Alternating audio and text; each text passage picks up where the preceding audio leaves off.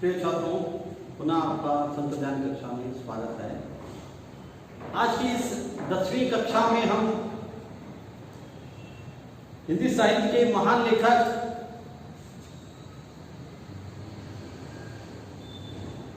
जो एक महान कथाकार के रूप में निकले थे, जिनका वर्णन असीमित है, अवर्णित है, ऐसे महान विद्वान से रचित, जिनका नाम विष्णु प्रभाकर जी है, जिनका जन्म उत्तर प्रदेश के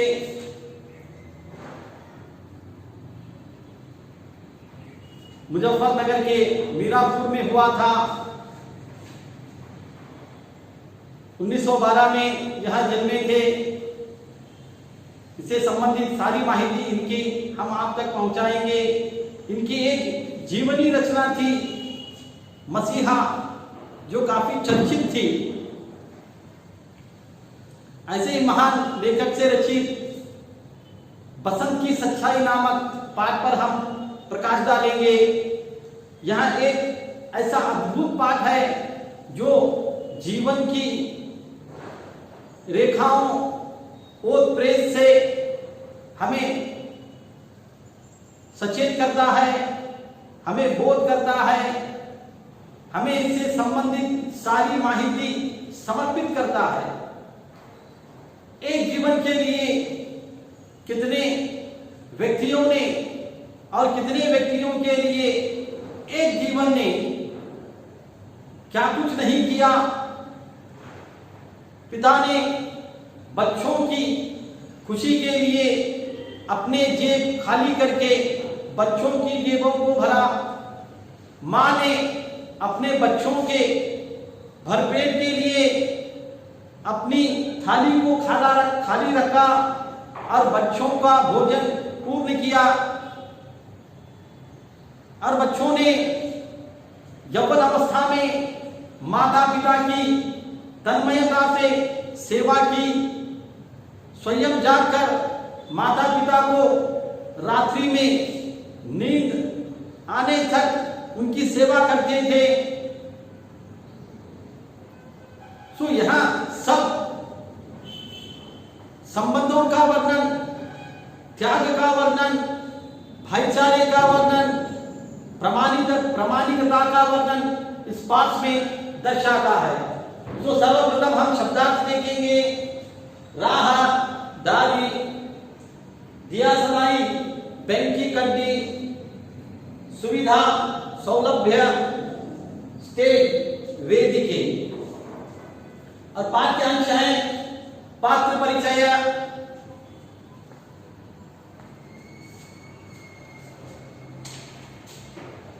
बसंत प्रवेश, वस्तु संवाद, प्रयास। सो इस छोटी सी अवधि पठन में बस इतने अंशों का वर्णन होगा। पाठ का नाम बसंत की सच्चाई और लेखक सही विष्णु प्रभाकर जी। छात्र इस एकांकी में चित्रित बालक के चरित्र से प्रेरित होकर प्रामाणिकता से जीना सीख सकते हैं। माता पिता से पुत्रों को जीने की सीख मिलती है, आत्मविश्वास मिलता है, संघर्ष के, प्रयास के, प्रामाणिकता के गुण उनमें निखरते हैं।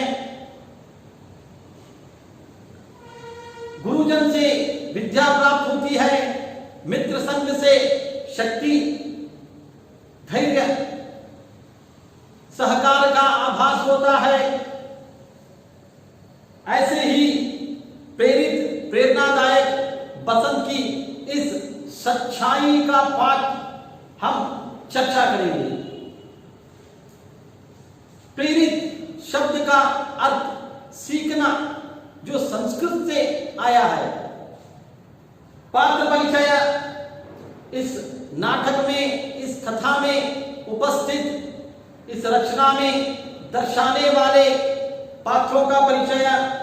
बसंत एक गरीब शरणार्थी लड़का है शरणार्थी का अर्थ है प्रामाणिक, निस्वार्थ, निष्कपट, जिसमें कोई दोष नहीं, जिसमें घृणा नहीं, जो स्वच्छ रहता है उसे शरणार्थी कहते हैं। अर्थात समस्त नियमों का पालन करने वाला, उसमें आश्रय प्राप्त करके प्रामाणिकता का जीवन व्यतीत करने वाला शरणार्थी है। प्रताप बसंत का छोटा भाई पंडित राजकिशोर एक नेता जो इस रचना में अमीर व्यक्ति बनकर आए हैं, डॉक्टर तथा दो राह चलते व्यक्ति, गौप्य पात्र, अन्य पात्र, इनसे भिन्न पात्र। एक डॉक्टर हैं जो शर्मा हैं, वर्मा हैं, और एक दो व्यक्ति अन्य आते हैं जो मध्य मार्ग में प्रताप से भेंट करते हैं। डॉक्टर साहब डॉक्टर वर्मा नाम से इस पाठ में संबोधित हुए हैं। पहला दृश्य पाठ का आरंभ होता है, अर्थात नाटक का आरंभ होता है। एक मंच होता है जिसे कन्नड़ में वेदिके कहते हैं, आंग्ल में स्टेज कहते हैं। उस वेदिका पर एक दृश्य दिखलाया जाता है जो बाजारों की तरह होता है। मार्केट नंತಹ ಒಂದು दृश्य ಆ ವೇದಿಕೆಯ ಮೇಲೆ ಕಂಡುಬಂತು। ಅದು ಆ ನಾಟಕದ ಪ್ರಥಮ दृश्य। स्टेज पर सुविधानुसार एक बड़े नगर के बाजार का प्रतीकात्मक दृश्य, प्रतीकात्मक एज इट इज ಹೇಗಿದೆ ಹಾಗೆ, ಅದರಲ್ಲಿ ಏನು ವ್ಯತ್ಯಾಸವಿಲ್ಲ, ಅದರಲ್ಲಿ ಏನು ಅಂತರವಿಲ್ಲ, ಅಲ್ಲಿ ಹೇಗಿದೆ ಇಲ್ಲಿ ಅದ ಸಮರೂಪ ದೃಶ್ಯ ಇತ್ತು। सुविधा ಎಲ್ಲ ಸೌಲಭ್ಯಗಳು ಅಲ್ಲಿ ಕಂಡು ಬರ್ತಾವೆ। आने जाने, लेने देने, यहाँ युग्म शब्द हैं जो छात्रों के लिए परीक्षा में एक अंक के लिए अवश्य पूछे जाते हैं। आने जाने, ಹೋಗುವ ಬರುವ, लेने देने, ತಗೊಳ್ಳೋದು ಕೊಡುವುದು, का शोर, शोर गद्दल, सद्दू, इतना शोर था, लोग आ रहे थे, लोग जा रहे थे, कुछ लोग खरीद रहे थे, कुछ लोग दे रहे थे। इन सराउंड, इन समस्त शोर में फेरी वालों की पुकार, ಸುತ್ತಾಡಿ ವಸ್ತುಗಳನ್ನು ಮಾರುವವರ ಅವರ ಧ್ವನಿ ಇತ್ತು। ಆ ಧ್ವನಿಯ ಮಧ್ಯೆ, ಆ ಗದ್ದಲ ಮಧ್ಯೆ, ಆ ಮಾರ್ಕೆಟದ ರಶ್ ಮಧ್ಯದಲ್ಲಿ बसंतना प्रवेश। उन्हीं के बीच, बीच मीन्स मध्य, मिडल, उन्हीं के बीच में एक लड़का नंगे पैर, फटे कपड़े पहने, हाथ में सामान संभाले भागता हुआ आता है। ಅವರ ಮಧ್ಯದಲ್ಲಿ, उन्हीं के बीच एक लड़का भागा भागा आता है। जल्दी जल्दी आकर उसके वस्त्र फटे होते हैं, अस्त व्यस्त होते हैं, पैरों में चप्पल नहीं होते, और हाथ में कुछ सामान लिए वह बाजार में प्रवेश करता है। बरगाल, ಬಟ್ಟೆ ಹರಿದ, ದೇಹ ಅಸ್ತವ್ಯಸ್ತಿದೆ, ಭುಜದ ಮೇಲೆ ಒಂದು ಜೋಳಿಗೆ ಇದೆ, ಅದರಲ್ಲಿ ಕೆಲವೊಂದು ವಸ್ತುಗಳಿದ್ದಾವೆ। ಆ ವಸ್ತುವನ್ನು ಮಾರಾಟ ಮಾಡುವ ಉದ್ದೇಶದಿಂದ ಆ ಪುಟ್ಟ ಹುಡುಗ ಮಾರ್ಕೆಟ್ನಲ್ಲಿ ಪ್ರವೇಶ ಮಾಡುತ್ತಾನೆ। भागता, उड़ता उड़ता, उसकी आयु लगभग 12 वर्ष की है, उसका नाम बसंत है। वह पुकार रहा है, ಅವನು ಬದಲು ಬದಲಿ ವಸ್ತು ಮಾರಾಟ ಮಾಡ್ತಾ ಇದ್ದಾನೆ। उसकी आयु, वयस, एज 12 ವರ್ಷ, ಹಾಗೂ ಅವನ ಹೆಸರು ವಸಂತ.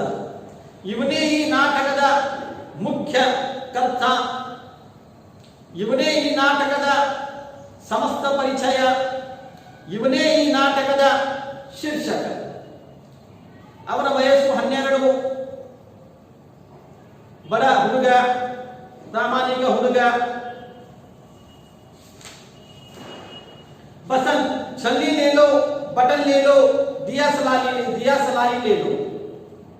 बसंत छानगी तगोरी, गुंडी तगोरी ಹಾಗೂ ಕಡ್ಡಿ ಪಿಟ್ಗಿ ತಗೋರಿ. ಈ ವಸ್ತುಗಳನ್ನು ಮಾರಾಟ ಮಾಡುವ ಉದ್ದೇಶದಿಂದ ಬಸಂತ್ ಮಾರ್ಕೆಟ್ ನಲ್ಲಿ ಪ್ರವೇಶ ಮಾಡ್ತಾನೆ. बसंत का उद्देश्य था अपने अपने छोटे भाई का पालन करना, पोषण करना, भोजन की और वास स्थान की व्यवस्था करना. कोई उसकी बात नहीं सुनता. लोग अपने कार्य में इतने व्यस्त थे, इतने बिजी थे कि बसंत की आवाज उनके श्रोत तक पहुंच ही नहीं पा रही थी. उनका ध्यान बसंत से हटकर अन्य वस्तुओं में था. सब उसे देखते हैं और आगे बढ़ जाते हैं. ಎಲ್ಲರೂ बसंत ಕಡೆ ನೋಡ್ತಾರೋ, ಹಾಗೆ ಮುನ್ಸಾಗ್ತಾರೋ.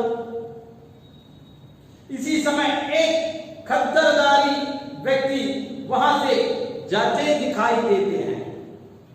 उसी समय मार्केट में, बाजार में एक खद्दरदारी अर्थात श्रीमंत रिच पर्सन, एक अमीर व्यक्ति वहां पर पहुंचता है. बसंत की नजर उस पर जाती है. ಅವನನ್ನು ಹಿಂಬಾಲಿಸ್ತಾ ಬಸಂತ್ ಒಂದು ಆಸೆ ಇಟ್ಕೊಂಡು ಆ ಶ್ರೀಮಂತ ವ್ಯಕ್ತಿಯ ಹತ್ತಿರ ಬರ್ತಾನೆ. वे मजदूर नेता पंडित राजकिशोर है. ಆ ಶ್ರೀಮಂತ ವ್ಯಕ್ತಿ ಬೇರೆ ಯಾವಲ್ಲ, ಕೂಲಿ ಕಾರ್ಮಿಕರ ಲೀಡರ್, नायक पंडित राजकिशोर. वही पंडित राजकिशोर की जो मजदूरों के नेता थे, उनके दुख और उनके संघर्ष जीवन के परे सरकार के समक्ष उनकी याचिकाओं को प्रदर्शित, समर्पित किया करते थे. बसंत उन्हें देखकर उनके पीछे भागता है. बसंत ಅವರನ್ನು ಹಿಂಬಾಲಿಸ್ತಾ ಅವ್ರ ಹಿಂದೆ ಹೋಗ್ತಾನೆ. ಅವರ ಹತ್ತಿರ ಹೋಗಿ ಒಂದು ಪ್ರಶ್ನೆ ಮಾಡ್ತಾನೆ. बसंत पूछ पड़ता है. सवाल आरंभ. बसंत साहब बटन लीजिए, देसी बटन. साहब दिया सलाई लीजिए. हತ್ತಿರ ಹೋಗಿ बसंत ಕೇಳ್ತಾನು, साहेब रे साहब अर्थात श्रीमान रे. पंडित राजकिशोर पीछे मुड़कर देखते हैं, पूछते हैं, क्या है बालक, क्यों मुझे रोक रहे हो? बालक कहता है, साहब श्रीमान रे, ನನ್ನ ಹತ್ತಿರ ಕೆಲವೊಂದು ವಸ್ತುಗಳಿದ್ದಾವೆ, ಅದನ್ನು ಖರೀದಿ ಮಾಡಿ. बसंत उन वस्तुओं को उनके सम्मुख प्रकट करता है. कहता है, ಗುಂಡಿ ಇದೆ, ಶರ್ಟ್ ನಲ್ಲಿ, ಕೋಟ್ ನಲ್ಲಿ ಬಳಕೆ ಆಗ್ತಿದ್ದಿ, ಕಡ್ಡಿ ಪಿಟ್ಗಿ ಇದೆ, ಮನೆಯಲ್ಲಿ ಬಳಕೆ ಆಗ್ತಿದ್ದಿ.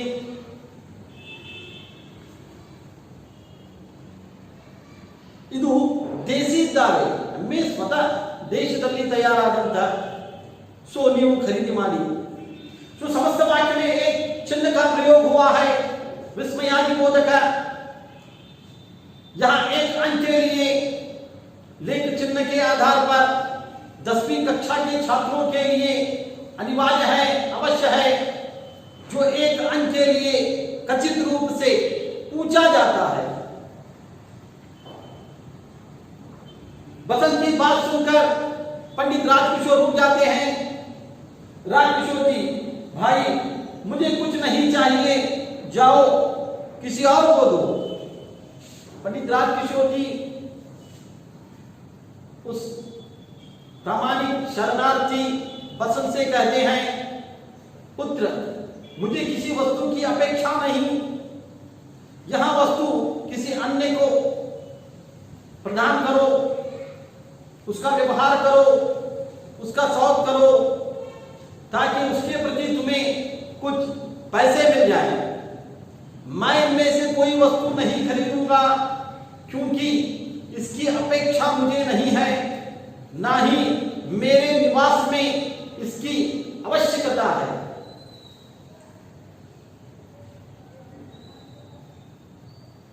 बसंत साहब छलनी लीजिए, दूध छानिए, चाय छानिए, डॉट डॉट डॉट। अगर किसी पुस्तक में किसी वाक्य के सम्मुख यहां डॉट चिन्ह हो तो इसका अर्थ है काल्पनिक वाक्य, काल्पनिक विचार, काल्पनिक विमर्श है, जो आपको उस वाक्य के प्रति स्वीकारना है, तर्क करना है और उसे प्रकट करना है। बसंत कहता है, साहब छलनी लीजिए, जिससे आप दूध छान सकते हैं, चाय छान सकते हैं, शरबत छान सकते हैं, जो आपके रसोई घर अर्थात किचन रूम, रसोई घर में उपयोग होगी। राजकिशोर जी, मुझे नहीं चाहिए, ನನಗೆ ಇದರ ಅವಶ್ಯಕತೆ ಇಲ್ಲ, ನನ್ನ ಅಡಿಗೆ ಮನೆಯಲ್ಲಿ ಇದು ಇದೆ। ಬಟನ್ ಗುಂಡಿ ತಗೋರಿ, ಅಟ್ಲೀಸ್ಟ್ ಗುಂಡಿ ತಗೋರಿ, ಇದು ನಿಮ್ಮ ಮನೆಯಲ್ಲಿ ಶರ್ಟ್, ಕೋಟ್ ಮತ್ತೆ ವಸ್ತು ಬೇರೆ ಬೇರೆ ವಸ್ತುಗಳಿಗೆ ಇದು ಉಪಯುಕ್ತ ಆಗ್ತೈತಿ। ರಾಜಕಿಶೋರ್ नहीं, ಬೇಡ। ದಿಯಾ ಸಲಾಯಿ, ಕಡ್ಡಿ ಪಿಟಿಗೆರು ತಗೋರಿ, ಮನೆಯಲ್ಲಿ ಅಡಿಗೆ ಮನೆಯಲ್ಲಿ ಒಲೆಯಲ್ಲಿ ಬಳಕೆ ಆಗ್ತೈತಿ, ನಿಮಗೆ ಸ್ಮೋಕ್ ಮಾಡುವುದರಲ್ಲಿ ಬಳಕೆ ಆಗ್ತೈತಿ, ಅಥವಾ ಮನೆಯಲ್ಲಿ ಇದ್ದಂತ ಲಾಲ್ಟೇನ್ ನಲ್ಲಿ ಬಳಕೆ ಆಗ್ತೈತಿ, ತಗೋರಿ ಕಡ್ಡಿ ಪಿಟಿಗೆ। ರಾಜಕಿಶೋರ್ नहीं, ಬೇಡ, ಇದು ಇದೆ ಮನೆಯಲ್ಲಿ, ಇದ್ರೂ ಅವಶ್ಯಕತೆ ಇಲ್ಲ। बसंत विनम्र स्वर, बसंत विनम्र रिक्वेस्ट ध्वनि में प्रार्थनेय स्वरದಲ್ಲಿ बसंत साहब एक छलनी ले लीजिए, सिर्फ 2 आना कीमत है। साहेब रे, श्रीमान रे, ಅಟ್ಲೀಸ್ಟ್ ಕೊನೆಯಾಗಿ ಒಂದು ಛಾನಿಗೆ ತಗೋರಿ, ಇದ್ರ ಬೆಲೆ ಬಾಳ ಇಲ್ಲ, ಕೇವಲ 2 ಆನೆ ಅಷ್ಟೇ ಇದೆ, ಖರೀದಿ ಮಾಡಿ। 1 आना का 6 पैसा, 2 आना का 12 पैसे, अर्थात 2 आनों का अर्थ है 12 पैसे। 12 पैसे दीजिए, 2 आने दीजिए, 12 पैसा 2 आना एक है, दीजिए और यहां वस्तु खरीद लीजिए।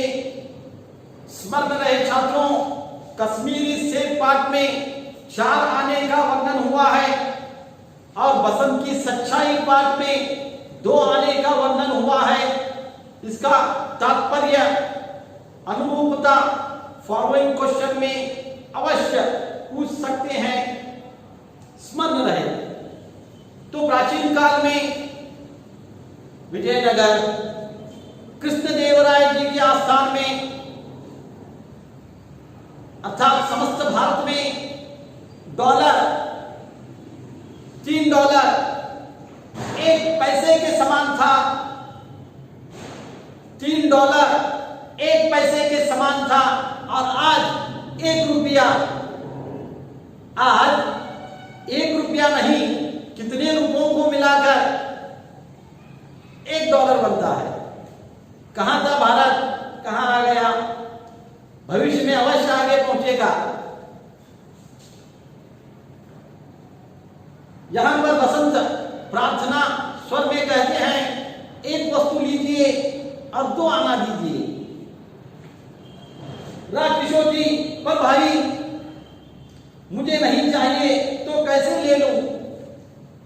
राजकिशोर जी प्रश्न करते हैं, ಬಾಲಕ ಪುಟ್ಟ, ನನಗೆ ಇದ್ರದ ಅವಶ್ಯಕತೆ ಇಲ್ಲ, ಖರೀದಿ ಮಾಡಿ ಏನ್ ಮಾಡ್ಲಿ ನಾ, ಮನೆಗೆ ಒಯ್ದ್ರೆ ಇದು ಬಳಕೆನ ಆಗುದಿಲ್ಲ, ಏತಕ್ ತಗೊಳ್ಳಿ ಅತ ಆ ಕೃಷ್ಣದೇ अत राजकिशोर जी यहां बालक से प्रश्न करते हैं, बसंत अच्छा आप चाह पैसे। अंतिम में बसंत प्रश्न करता है, विनती करता है, पंक्ति व्यक्त करता है, आप मुझसे यह वस्तु लें और आधे दाम में से खरीदें। चाह पैसा अर्थात एक आना। राजकिशोर ओहो, संबोधित वाक्य विस्मयादि बोधक का प्रयोग, अर्थात इस वाक्य में आश्चर्य का प्रकट होता है। कहा गया मुझे कुछ नहीं चाहिए। ओहो, मैंने कहा मुझे कुछ नहीं चाहिए क्योंकि इन वस्तुओं की मुझे अपेक्षा नहीं ये मेरे घर में प्रयोगित होंगे। ऐसे वस्तु खरीद करके मैं क्या करूं?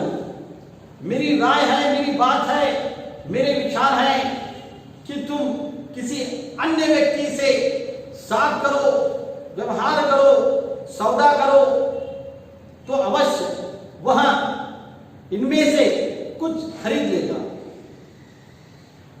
मुझसे विमर्श करके तुम समय विलंब कर रहे हो।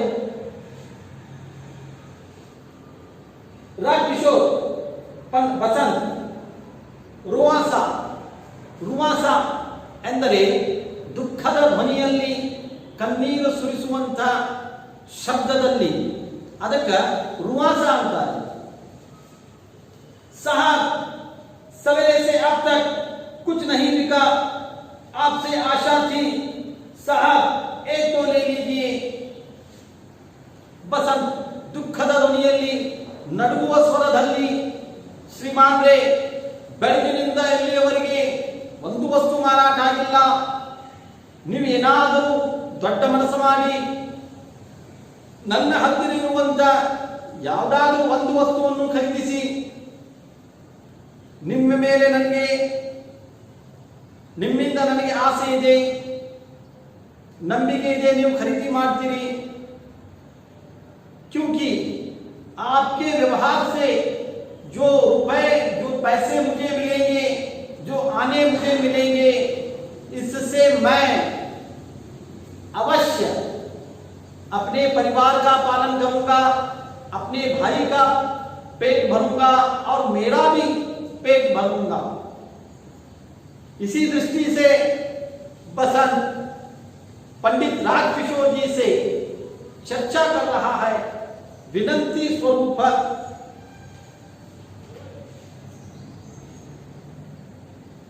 राजकिशोर जेब से 2 पैसे निकालते हुए, तुम तो ... अच्छा तुम्हें पैसे चाहिए, लो ये 2 पैसे लो और जाओ। पंडित राजकिशोर धीमे क्रोध में बसंत से कहते हैं, अपने जेब में हाथ डालते हैं, 2 पैसे लेते हैं और बसंत को कहते हैं, बसंत यहां लो, तुम्हें पैसे चाहिए ना, पैसों की आवश्यकता है, पैसे अनिवार्य है तुम्हारे लिए, तो पैसे लो और मुझे जाने दो। वस्तु भी तुम ही रखो, पैसे भी तुम ही रखो, मुझे वस्तु नहीं चाहिए, इसीलिए मैं तुम्हें ऐसे ही पैसे दे रहा हूं।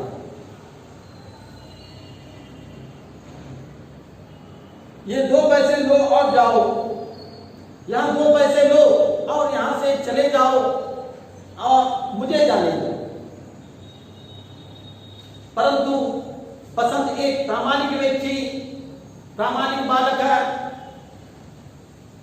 जो स्व परिश्रम से अपने भाई का पालन पोषण कर रहा था।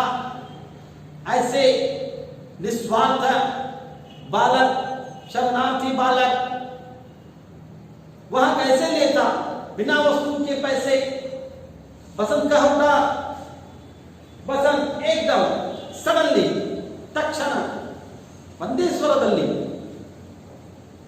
नहीं साहब नहीं, मैं पैसे नहीं लूंगा, ಇಲ್ಲ ಸಾಹೇಬ್ರೆ, ಇಲ್ಲ ಶ್ರೀಮಾನ್ರೆ, ನಾನು ಹಣವನ್ನು ತೆಗೆದುಕೊಳ್ಳುವುದಿಲ್ಲ, ಏಕೆಂದರೆ ನನ್ನ ಹತ್ತಿರ ಇದ್ದಂತ ವಸ್ತುವನ್ನು ಖರೀದಿ ಮಾಡಿ ತದನಂತರ ನನಗೆ ಹಣವನ್ನು ಕೊಡಿ, ವಿನಃ ವಸ್ತು ಖರೀದಿ ಮಾಡದೆ ಹಣ ನಾನು ನಿಮ್ಮಿಂದ ತೆಗೆದುಕೊಂಡರೆ ಅದು ಭಿಕ್ಷೆ ಆಗುತ್ತದೆ, परिश्रमविಲ್ಲದೆ फल स्वीकारविಲ್ಲ। बसंत कहता है बिना परिश्रम के मैं फल प्राप्त नहीं करूंगा। अगर बिना परिश्रम के बिना वस्तु बेचे मैंने आपसे कुछ लिया तो वहां भीख कहलाएगी, भिक्षा बन जाएगी। मैं भीख नहीं लूंगा, मैं भिक्षा नहीं लूंगा, मैं निस्वार्थी हूं, मैं परिश्रमी हूं, मुझे परिश्रम का फल चाहिए। इस तरह से बसंत निराश होकर उस पैसों को निखारता है, अर्थात तिरस्कार करता है, इनकार करता है। तो हमने देखा अब तक की इस अवधि में, इस पाठ के प्रथम दृश्य में पाठों का परिचय, बसंत एक प्रामाणिक लड़का है जो पाठ का शीर्षक है, और उसका एक भाई है जिसका नाम प्रताप है, जो छोटा है उससे, और उसका अटूट संबंध है। और एक पात्र आता है इस पाठ में जो मुख्य भूमि के रूप में निखरता है, जिनका नाम पंडित राजकिशोर जी है। इसके परे और दो पात्र आते हैं जो डॉक्टर वर्मा जी से संबंधित है, और दो मध्य मार्ग में प्रताप से मिलने वाले दो अन्य व्यक्ति हैं। इनसे हटकर और एक व्यक्ति आता है जो वर्मा जी के घर में सेवक का कार्य कर रहा है, और एक व्यक्ति बसंत के आत्मीय मित्र अहिर टिले में रहने वाला बीकू अहिर है, जो बिना संवाद के इस पाठ में अपने नाम के साथ परिचित होता है। बस अब तक की इस अवधि में यहीं तक ही इस पाठ को स्थगित करेंगे। दूसरे चरण में हम इस पाठ से संबंधित क्या बसंत से पंडित राजकिशोर जी वस्तु खरीदते हैं, क्या बसंत सही मायने में वस्तु के बदले ही पैसे लेता है, उन पैसों से बसंत अपने परिवार का पालन करता है, क्या बसंत सही सुरक्षित घर लौटता है, उनके साथ कोई दुर्घटना होती है या नहीं, फिर प्रताप पंडित राजकिशोर से कैसे मिलता है, इन सब के बारे में हम द्वितीय चरण में अवश्य चर्चा करेंगे। और इस पाठ, इस अवधि से संबंधित, इस भाग विचार विमर्श से संबंधित गृह कार्य बसंत बाजार में कैसे नजर आया, तथा बसंत तथा वस्तु संग्रह करे, अर्थात बसंत कौन कौन से वस्तु बेच रहा था और वहां बाजार में किस स्थिति में था, इन सब को एक पेज में लिखिए गृह कार्य के रूप में। जय हिंद। Only 25 minutes.